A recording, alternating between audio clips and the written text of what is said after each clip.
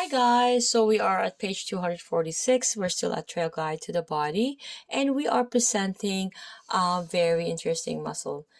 It has three component or three areas. The scalenes has an anterior scalene, the middle scalene, and the posterior scalene. So looking at the image here, the anterior lateral view of the scalene, right? So we have the posterior middle here and the anterior.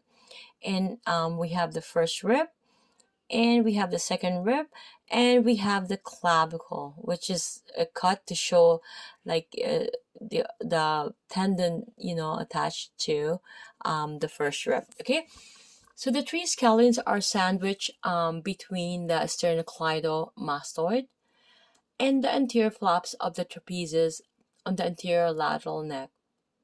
So their fibers begin at the side of the cervical vertebrae. So dive underneath the clavicle and attach to the first and second ribs.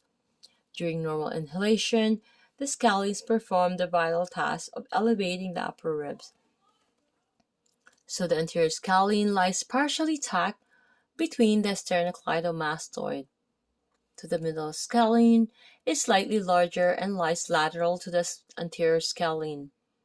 Both muscle bellies are directly accessible, so the smaller posterior scalene is located between the middle scalene and levator scapula. So the posterior scalene is positioned deeper than the other scalenes. Due to its small size and buried location, the posterior scalene can be difficult to distinguish from the surrounding bellies. So the large branches of the brachial plexus and subclavian artery pass through a small gap between the anterior and middle scalenes. Individual nerves of the brachial plexus may penetrate through or in front of the anterior scalene. Okay, we're looking at the image 5.40 here. I'm showing the anterior and lateral view. We have the brachial plexus.